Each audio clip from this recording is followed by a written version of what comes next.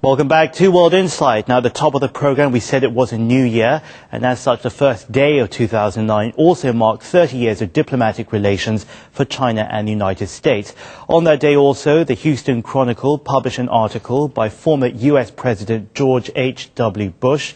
In it, he said the historic milestone was well worth commemorating because it marked a crucial turning point in relations between Washington and Beijing. A ball bounced over the net, and the world was watching. The scene brings to mind the words of former Chinese Premier Zhou Enlai from more than 30 years ago. The ping-pong match was part of the commemorations for the 30th anniversary of Sino-U.S. ties. The game brought memories of ping-pong diplomacy back to those present, including U.S. Deputy Secretary of State John Negroponte. Both the breadth and the depth of the relationship has reached levels that simply could not have been imagined 30 years ago. The thaw began in 1971 after China invited a U.S. table tennis team to visit, the first step in what became known as ping-pong diplomacy. A year later, Richard Nixon became the first U.S. president to visit China. And this handshake between the Chinese and American leaders crossed a great divide and helped to mend 20 years of hostility. At the beginning of 1979, the establishment of diplomatic relations finally came, after months of secret negotiations. On the heels of the new diplomatic ties, Deng Xiaoping, who had become China's leader, flew to Washington in late January and was greeted by President Jimmy Carter. 中美关系正处在一个新的起点，世界形势也在经历着新的转折。中美两国是伟大的国家，中美两国人民是伟大的人，两国人民的友好合作必将对世界形势的发展产生积极深远的影响。 Decades later, when Carter visited China, he decided to publicize some personal diary notes, some thoughts that had not been previously reported. I made the right decision to bring Beijing and Washington together. The visit of Deng Xiaoping to my country in January 1979 helped to open the floodgates of friendship and cooperation. Professor Tao Wenjiao has analyzed Carter's diary in a major Chinese magazine. As an expert who has been to the U.S. many times, he believes the 30 years of Sino-U.S. relations can be split into 3 phases. 第一个阶段是从1979年建交 The first phase lasted from 1979 to 1989. During that period, bilateral ties normalized and grew tremendously. In the second phase, from 1989 to 2000, or the whole of the 1990s, the relationship between the two countries saw setbacks and readjustments. And in the third phase, from 2000 to the present, China-U.S. ties gets all-around development. Over the 30 years, the two countries went through ups and downs.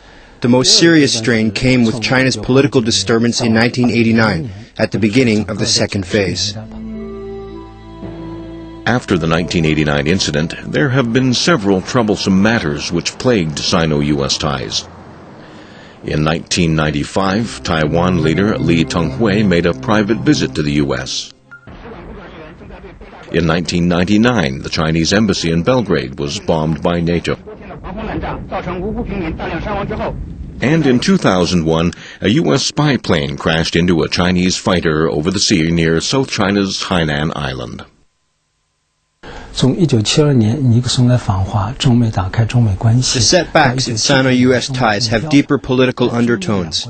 Forged in absolute secrecy at the height of the Cold War, the diplomatic ties established between China and the U.S. in 1979 had a clear goal: to counter the Soviet threat.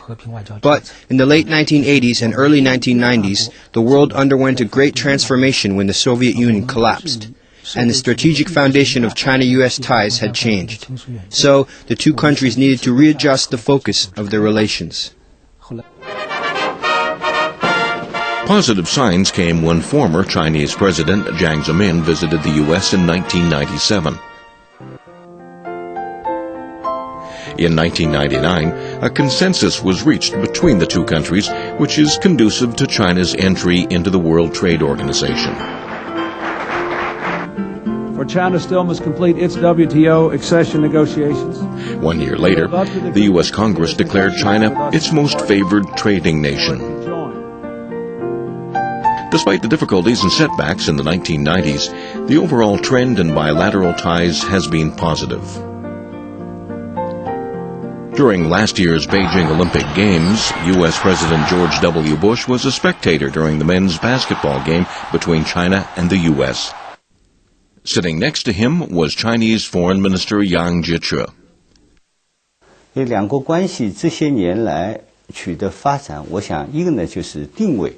30 years on, Sino-US ties have seen great progress. It has been a process of gaining more understanding and communication between the two sides.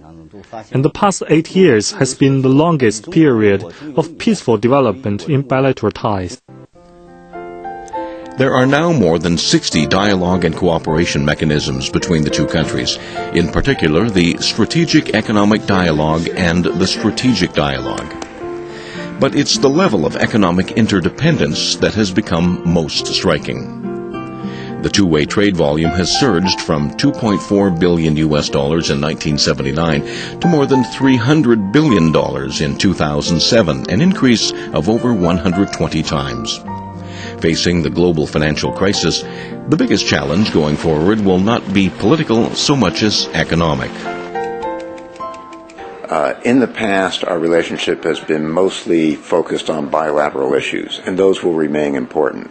But I think as we go forward, given the role of the United States and the role of China in the world today, our relationship increasingly will focus on the critical global issues, such as climate change and clean energy, such as the current economic and financial crises, and other non-traditional security issues. On Monday, the New York Stock Exchange kicked off its trading session with a special ceremony marking the 30th anniversary of China-U.S. ties. Former U.S. Secretary of State Henry Kissinger was present. One of the key figures in Sino-U.S. relations said that the two countries should develop a joint solution on how to overcome the global financial crisis. I'm convinced that President-elect Obama will continue the main lines of Chinese-American policies as they have evolved over nearly 40 years now and 30 years of diplomatic relations.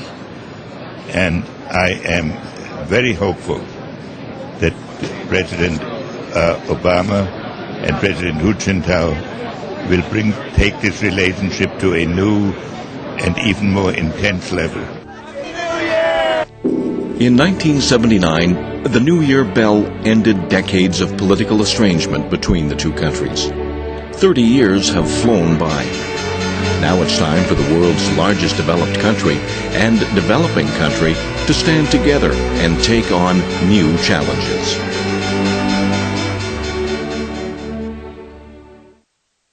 Now, the formal ties help lay the framework for Sino-US relations to evolve well beyond the Cold War, to cooperate on global issues from climate change to nuclear proliferation, and also the challenge, of course, of reshaping the world's financial system. Looking back, there have been some twists and turns in that relationship, but overall, Sino-US ties have, on the whole, moved forward. With that, we come to the end of this program. If you've got any comments and suggestions, you can email us. But of course, you can also join us at the same time next week for your insight on World Insight. I'm James Chow from me and my colleagues here in Beijing. Thanks for watching. Have a super week.